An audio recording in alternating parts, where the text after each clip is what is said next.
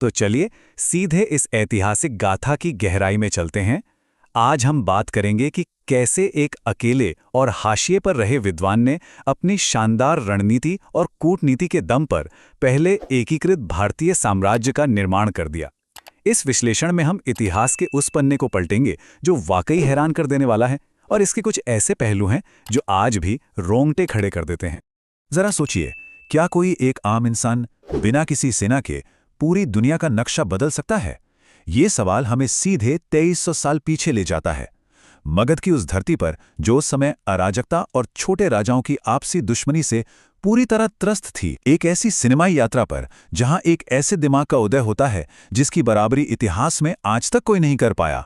और इस कहानी की शुरुआत ही इतनी अजीब और दर्दनाक है जिस पर यकीन करना थोड़ा मुश्किल लगता है।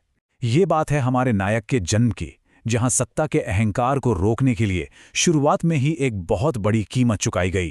हुआ कुछ यूं था कि जब नवजात बालक चाणक्य का जन्म हुआ तो उनके मुंह में सामने के 2 दांत पहले से ही निकले हुए थे। ज्योतिषों ने इसे देखकर भविष्यवाणी कर दी कि ये लड़का तो एक चक्रवर्ती सम्राट बनेगा। अब किसी और पिता के लिए खुशी की बात होती, लेकिन चाणक्य के पिता डर गए। उन्हें लगा कि सत्ता का लालच उनके बेटे को अंदर से भ्रष्ट कर देगा।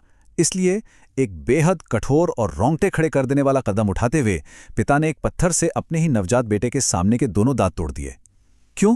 ताकि वो कभी सीधे गद्दी पर राज ना कर सके, बल्कि एक किंग मेकर बने जो राजाओं को अपनी उंगलियों पर नाचाए। खैर, समय आगे बढ़ा।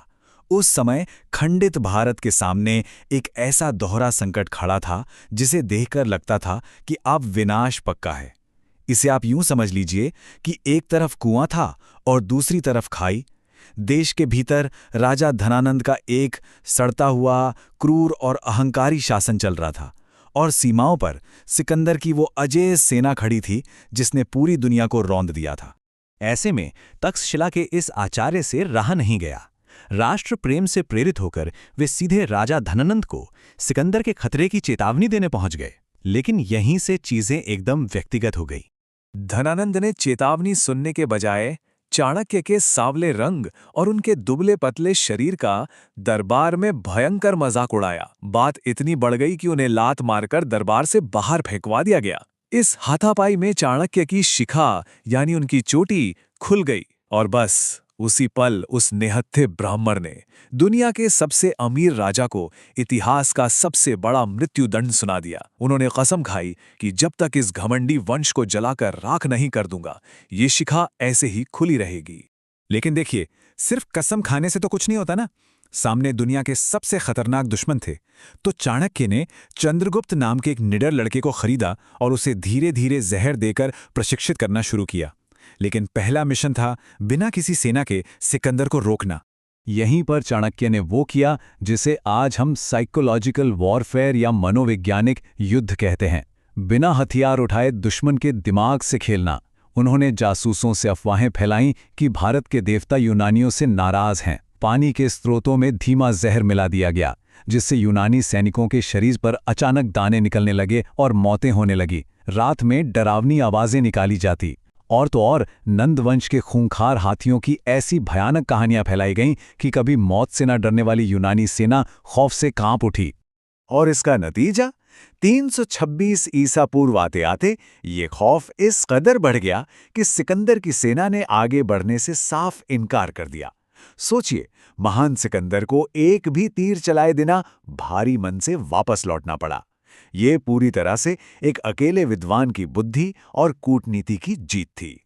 सिकंदर का खतरा टल गया, तो अब बारी थी धनानंद से बदला लेने की। चाणक्य और चंद्रगुप्त ने सीधे राजधानी पाटलिपुत्र पर हमला बोल दिया, लेकिन वो बुरी तरह हार गए।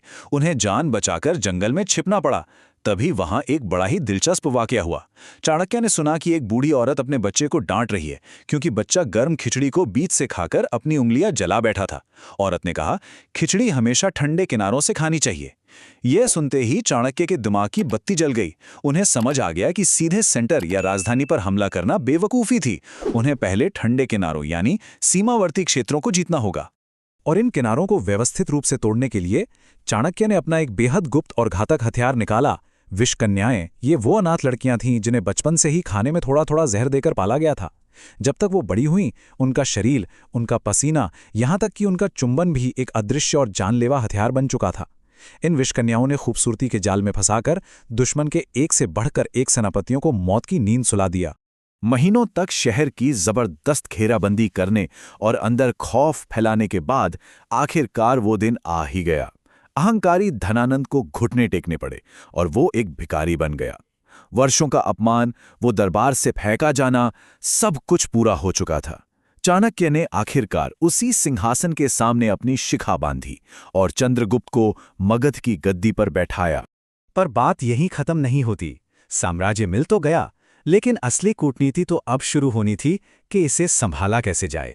चाणक्य ने सबसे पहले धनानंद के ही एक बेहद वफादार मंत्री को अपना प्रधानमंत्री बना लिया, दुश्मन को दोस्त बनाने की कला। उसके बाद जब सिकंदर के सेनापति सेल्यूकस निकेटर ने हमला किया तो उसे हराने के बाद चाणक्य ने उसे मारा नहीं, बल्कि 305 ईसा पूर्व में एक ऐसी शानदार संधि की जिसने आज के अफगानिस्तान और पाकिस्तान के बड़े हिस्सों को मौर्य साम्राज्य में मिला दिया। चंद्रगुप्त का विवाह सेल्यूकस की बेटी हेलेना से हो गया, लेकिन चाणक्य के दूरदर्शिता देखिए, उन्होंने शर्त रख दी कि हेलेना की कोई भी संतान कभी मगध पर शासन नहीं करेगी। विदेशी खून सत्ता से बाहर, ये कूटनीति का एकदम चरम था। लेकिन इसी दौरान एक भयानक हादसा हो गया। चाणक्य चंद्रगुप्त को जहर से अभ्यस्त बनाने के लिए उनके खाने में रोजाना थोड़ा जहर मिलाते थे।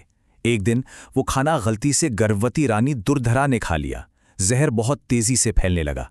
साम्राज्य के उत्तराधिकारी को बचाने के लिए चाणक्य को एक बेहद कठोर निर्णय लेना पड़ा। उन्हें रानी का पेट चीरकर बच्चे को निकालना पड़ा। जहर की एक बूंद उस बच्चे के माथे पर लग गई थी, जिससे वहां एक नीला बिंदु बन गया और इसी निशान के कारण उस बच्चे का नाम पड़ा बिंदुसार। अब यहां से वक्त थोड़ा तेजी से आगे बढ़ता है। दशकों बीत चुके हैं और इस इमॉर्टल मास्टरमाइंड की जिंदगी के आखिरी और सबसे बड़े चक्रव्यूह का समय आ गया था। हुआ यूं कि मगध में एक भयंकर अकाल पड़ा। ऐसे में सम्राट चंद्रगुप्त ने सिंहासन अपने बेटे बिंदुसार को सौंप दिया और खुद कर्नाटक चले गए। वहां उन्होंने सल्लेखना अपना लिया, यानी उपवास के जरिए अपनी इच्छा से शरीर त्यागने की कठिन जैन प्रथा। अब बूढ़े हो चुके चाणक्य पर एक बार फिर से इस नए और थोड़े अस्थिर राजा को संभालने की पूरी जिम्मेदारी आ गिरी। बिंदुसार के दरबार में सुबंधु नाम का एक ईर्ष्यालु मंत्री था जो चाणक्य से नफरत करता था। उसने राजा के कान भरने शुरू कर दिए। उसने रानी दुर्धरा की मौत की सच्चाई को इस तरह तोड़ मरोड़ कर पेश किया कि बिंदुसार को लगने लगा कि चाणक्य ही उसकी मां के हत्यारे हैं। जिस राजा को चाणक्य ने जन्म के समय अपनी जान पर खेलकर बचाया था, उसी ने उन पर शक किया। इस बात से आहत होकर चाणक्य ने चुपचाप अपना पद छोड़ दिया और बिना कुछ खाए पिए मृत्यु का इंतजार करने के लिए एक सुनसान जंगल में चले गए। बाद में एक पुरानी दासी ने बिंदुसार को पूरी सच्चाई बता दी, लेकिन सुबंधु की नफरत की आग अभी भी जल रही थी। उसने ध्यान में बैठे चाणक्य की झोपड़ी में ही आग लगा दी। लेकिन आपको क्या लगता है, क्या चाणक्य जैसा मास्टरमाइंड इतनी आसानी से हार मान सकता था? बिल्कुल नहीं। उन्होंने मरने से पहले एक बहुत ही घातक जाल बिछाया था। उन्होंने लालची सुबंधु के लिए खजाने का एक संदूक छोड़ा था, जिसमें एक कीमती सुगंधित तेल रखा था। सुबंधु ने लालच में आकर जैसे ही वो तेल अपने शरीर पे मला, वो असल में एक कॉन्टैक्ट पॉइजन यानी त्वचा के संपर्क में आते ही जान लेने वाला जहर था। गद्दार सुबंधु वहीं तड़प तड़प कर मारा गया। मौत के पार से भी चाणक्य ने अपना न्याय कर दिया था। जाते जाते चाणक्य का एक शिष्य बिंदुसार को उनका आखिरी पत्र सौंप गया। इस पत्र ने न सिर्फ चाणक्य पर लगे कलंक को हमेशा के लिए मिटा दिया, बल्कि एक बड़ी भविष्यवाणी भी कर दी। उन्होंने लिखा था, मौर्य वंश का असली सूरज अभी पैदा होना बाकी है।